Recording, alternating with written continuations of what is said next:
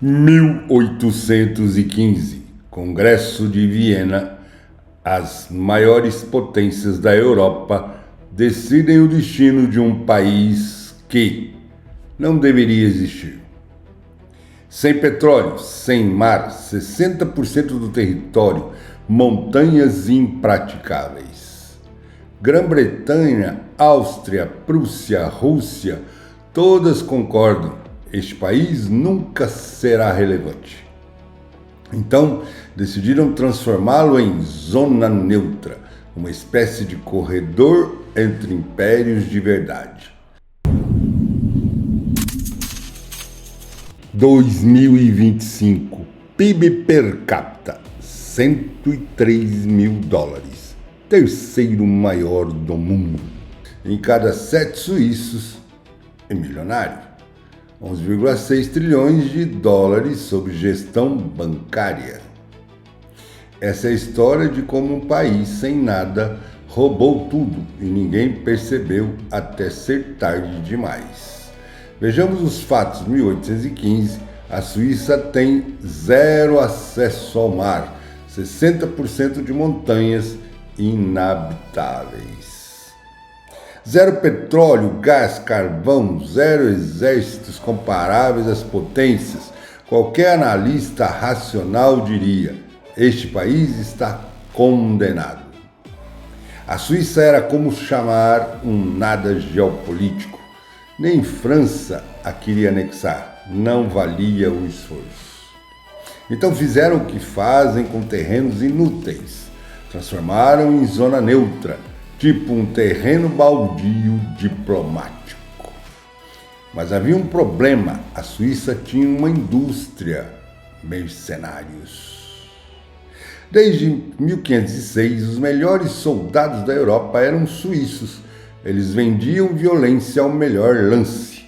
Até hoje o Vaticano só confia em guardas suíços. Por quê? Porque durante séculos eram os únicos que não traíam, se você pagasse. 1848, Constituição Federal, Suíça, artigo que bane o mercenário.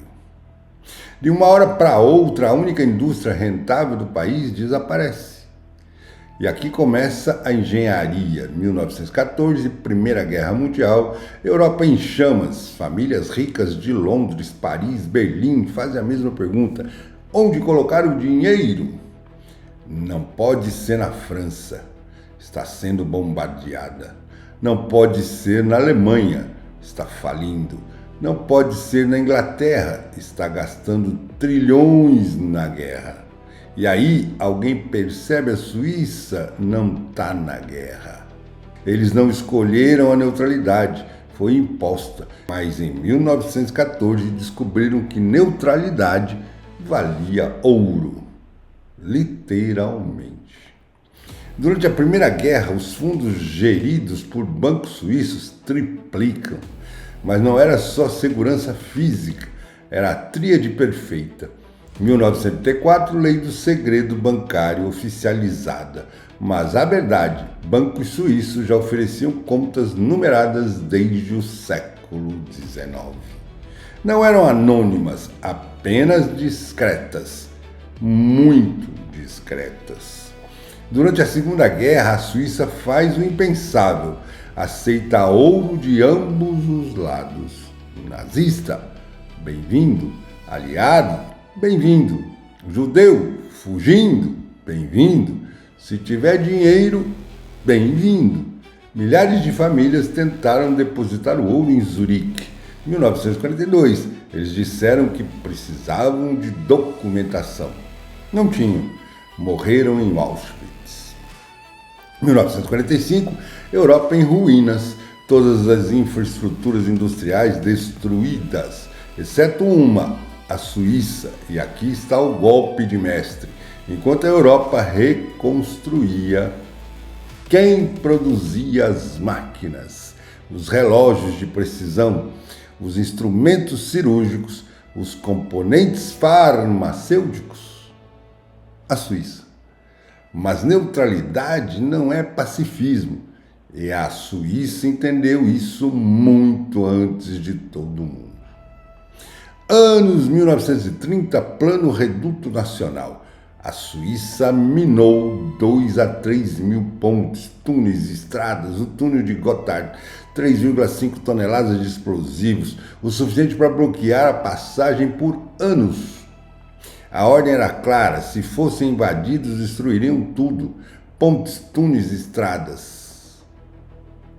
Vencer? Não precisávamos. Só precisávamos ser caros demais. Estratégia final: recuar para os Alpes. 430 mil homens num país de 4 milhões. Proporcionalmente, mais que França, mais que Alemanha. E funcionou. Hitler nunca invadiu. Por quê? Custos estimados: 200 mil soldados, ganho estratégico, zero. Suíça não tinha recursos que justificassem exatamente. A Suíça não tinha nada que Hitler quisesse, exceto os bancos. E se invadisse os bancos, o dinheiro dele desapareceria também. Século XXI, a Suíça enfrenta novo problema. A China produz tudo mais barato. Como competir?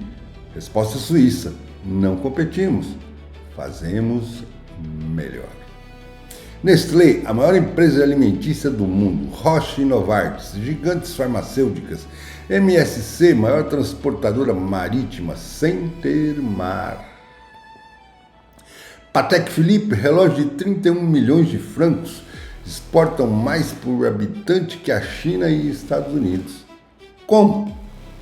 Enquanto França idolatra suas grandes écoles e engenheiros, Suíça valoriza igualmente o marceneiro e o PhD do Gucci. Resultado: PIB per capita de 103 mil dólares, terceiro do mundo. E salário mínimo não existe. Por quê? Porque sindicatos garantem que ninguém ganha menos que o digno. Mas todas as engenharias têm falhas e as da Suíça estão aparecendo. 42% de proprietários de imóveis, menor da Europa.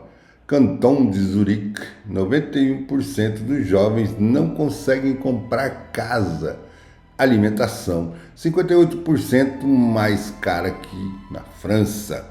E tem mais, 8,1% vivem abaixo da linha da pobreza.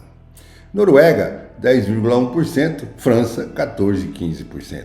Então, Suíça não é perfeita, mas comparada a quem? 2023, Credit Suisse colapsa. Investigações revelam contas de criminosos, traficantes, oligarcas. Mesmo com regulação de 2018, a cultura do sigilo permanece. Então, a Suíça é um modelo ou uma armadilha dourada.